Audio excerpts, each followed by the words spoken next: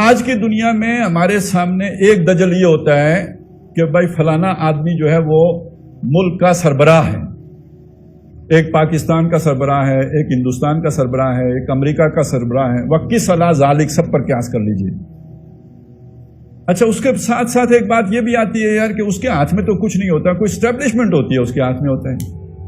ہمارے ملکوں کے بارے میں تو باقاعدہ مثال دی جاتی ہے۔ وہ امریکہ میں پوچھا گیا ہیلری کلنٹن سے کہ بھائی یہ ڈیپ سٹیٹ کا کیا تصور ہے؟ ڈیپ سٹیٹ یعنی ایک ریاست آپ کو نظر آ رہی ہوتی ہے، گہری ریاست ہوتی ہے، اصلی والی جو جس کی جڑ بڑی مضبوط ہے، تو ڈیپ سٹیٹ کیا ہے؟ تو اس نے جو مثال دی پاکستان کی دی، جیسے ایک حکومت آپ کو نظر آ رہی ہوتی ہے تو وہ کچھ بھی نہیں ہوتی، کھلونا ہوتی ہے، اصل میں تو پیچھے حکومت ہوتی ہے۔ اچھا، عام طور پہ جب ہم اسٹیبلشمنٹ کی بات کرتے ہیں تو ہر آدمی کے ذہن میں فوج ہی آتی ہے۔ تو آپ کیا سمجھتے ہیں ساری فوج وہی شے ہوتی ہے؟ نہیں، ایسا نہیں ہوتا۔ پہلی بات یہ کہ اسٹیبلشمنٹ صرف فوج نہیں ہوتی، یہ بیوروکریسی بھی ہوتی ہے، یہ جوڈیشری بھی ہوتی ہے، یہ تمام آپ کے جو مستحکم ادارے ہیں یہ سب مل کے تو اسٹیبلشمنٹ کا کردار ادا کر، یعنی حکومت تو آنی جانی ہوتی ہے، اسٹیبلشڈ ادارے جو ہیں وہ مستقل ہوتے ہیں، تو حکومت اپنے احکام ان اداروں کے ذریعے سے نافذ کرتی ہے۔ تو اسی کو پھر یعنی اچھے الفاظ میں اگر آپ استعمال کریں تو یہ اسٹیبلشمنٹ اس معنی میں ہے کہ حکومت کے ماتحت ادارے ہیں، لیکن یہ کہ نیگیٹو معنی یہ ہے کہ یہ حکومت کو بھی پھر کان مروڑتے ہیں، اس کو بھی نتھ ڈال لیتے ہیں، اس کو بھی لگام دے لیتے ہیں۔ لیکن مغالطہ یہ رہتا ہے کسی کی نظر میں فوج اسٹیبلشمنٹ بن جاتی ہے، کسی کی نظر میں ہو سکتا ہے بیوروکریسی ایک زمانے میں ہوتی تھی کہ وہ اسٹیبلشمنٹ ہے۔ تو اصل حقیقت سمجھ لیجئے وہ کیا ہے؟ اصل حقیقت یہ ایک نیٹ ورک ہوتا ہے۔ آپ اس نیٹ ورک کو ذرا ذہن سے نکال دیں، ایک خاندان سمجھ لیں، ایک ماں ہے، اس کے کوئی 40-50 بچے ہیں، چلیں یوں، یا ایک باپ ہے، اس سے ماں سے 40-50 مشکل ہے، باپ کے تو 40-50 ہو سکتے ہیں نا، 6-7 شادیاں کی ہوں تو 40-50 ہو سکتے ہیں۔ اس نے 2-3 بیٹے جرنیل بنا دیے، 2-3 بیٹے اس نے بیوروکریٹ سیکرٹری لیول تک پہنچا دیے، 2-3 بیٹے اس کے پیر ہو گئے، 2-3 بیٹے مولوی ہو گئے، 2-3 بیٹے صحافی ہو گئے، 2-3 بیٹے جو ہے وہ اور کاروباری ہو گئے۔ اس طرح کر کے معاشرے کے مختلف جو بھی آپ کے سوسائٹی کے مختلف شعبے ہوتے ہیں، ہر شعبے میں اس کے بیٹے موجود ہیں۔ اب وہ ابا جی کوئی کام کرنا چاہتے ہیں تو ساری مشینری ابا جی کی مٹھی میں ہے۔ ٹھیک ہے، اگر یہ بات آپ سمجھ گئے تو میں اب آپ کو سمجھانا چاہتا ہوں کہ بالفرض امریکہ ہے، پاکستان میں کوئی کام کرنا چاہتا ہے، اس کے 2-3 بندے ایک ادارے میں، 2-3 بندے دوسرے ادارے میں، 2-3 بندے تیسرے ادارے میں، اور سارے اداروں کو بڑی آسانی کے ساتھ وہ اپنے مقصد کے لیے استعمال کر لیتے ہیں۔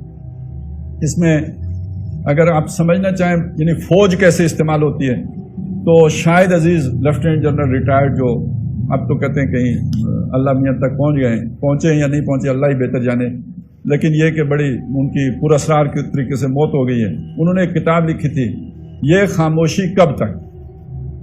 اس کتاب کو پڑھیں گے نا تو آپ کو پرویز مشرف صاحب کا طریقہ واردات سمجھ میں آ جائے گا کہ انہوں نے پوری فوج کو الو کیسے بنایا، جو بھی فیصلے کروائے کیسے ہیں۔ تو بالفرض اس ابا جی کے ایک بیٹے پرویز مشرف صاحب ہوں، انہی کا ایک بیٹا ادھر ہو جوڈیشری میں ہو، تو جہاں سے پرویز مشرف صاحب کو کوئی نقصان پہنچنے کا اندازہ ہو تو وہاں پہ کوئی ثاقب نثار صاحب بیٹھے ہوئے ہوں جو ان کو ہیلپ آؤٹ کر دیں۔ اسی طرح سے صحافی 3-4، ابھی وہ ندیم ملک صاحب پر ایک الزام آیا ہے نا، FIA نے کوئی ان کو ٹیررزم کا جو ہے نا وہ اس کے شعبے نے لکھا تھا، تو ایک بات ان کے منہ سے نکلی ہے، وہ کہ یار ہم ٹیررسٹ ہیں۔ جو آپ کا ٹیررزم کے خلاف سارا بیانیہ ہے جو فوج نے بنایا تھا، یعنی جھوٹا بیانیہ، پروپیگنڈا، وہ تو ہم نے فریم کیا ہے۔ تو معلوم ہوا کہ بھائی یہ سارا جھوٹ پھیلانے کے لیے آپ کو صحافی بھی چاہیے ہوتے ہیں، یہی تو رائے عامہ بناتے ہیں، یہی تو قوم کی سوچ بناتے ہیں۔ اسی طرح آپ کو بیوروکریسی میں بندے چاہیے ہوتے ہیں، باقی پوری مشینری کو مینوپولیٹ کرنا ان کے لیے آسان ہوتا ہے۔ تو یہ بن گیا نیٹ ورک، ٹھیک ہے۔ اس نیٹ ورک کو آپ کوئی بھی شیپ دے دیں، کاروباری شیپ دے دیں یا مذہبی شیپ دے دیں۔ مثلا سچا دین ہے اسلام کا، سچا دین، لوگ اس پر نہیں چلتے۔ یار غلام احمد قادیانی کے جھوٹے دین پر کیوں چلیں گے؟ تو پھر کیوں قادیانی ہو جاتے ہیں؟ یہ ایک سمبولک اہمیت ہے. میں قادیانی ہوں، آپ قادیانی ہو، ہمارا نیٹ ورک ایک ہے، ابا ایک ہے. یہ آپس میں جوڑ کا ذریعہ ہے، نتھنگ مور دین دیٹ. کسی نے مرزا قادیانی کی تعلیمات پر عمل نہیں کرنا ہے. یہ ایک سمبولک اہمیت ہے.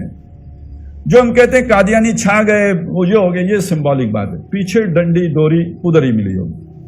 اب اگر یہ بات آپ کو پاکستان کے حوالے سے سمجھ آ گئی ہے تو یہ مت سمجھیں کہ امریکہ کوئی آزاد ملک ہے. نو، وہاں بھی اگر پینٹاگان چاہے کہ افغانستان پر حملہ کرنا ہے، 9/11 ہو جائے گا. بش کو نہیں پتا ہوگا کیا ہوا. بش جو کرے گا وہ اس 9/11 کے ری ایکشن میں کرے گا، لیکن 9/11 برپا کرنے والی جو نیٹ ورک ہے وہ امریکہ کے اندر ہوگا، باہر نہیں ہے، اندر ہے.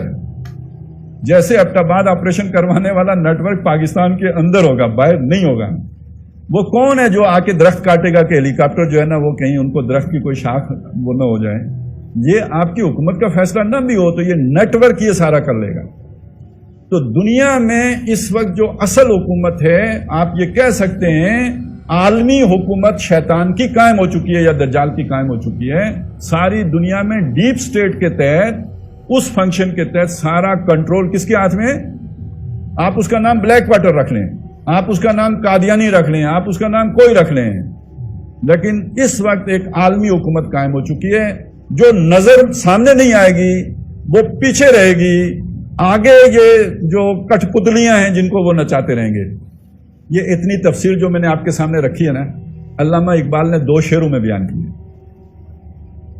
یہ جو سارا کچھ نظر 2 شعروں میں. اس کھیل میں تعین مراتب ہے ضروری. شاطر کی عنایت سے تو فرضی میں پیادہ، تو حکومت میں عوام، تو فرضی میں پیادہ.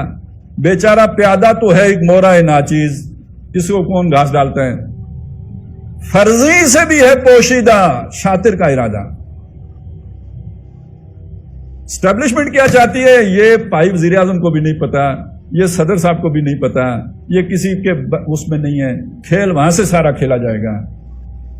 تو ایک سطح کا دجل آپ کی سمجھ میں آیا؟ جس کو آپ حکمران سمجھتے ہیں وہ حکمران نہیں ہوتا، وہ مجبور محض ہوتا ہے. وہ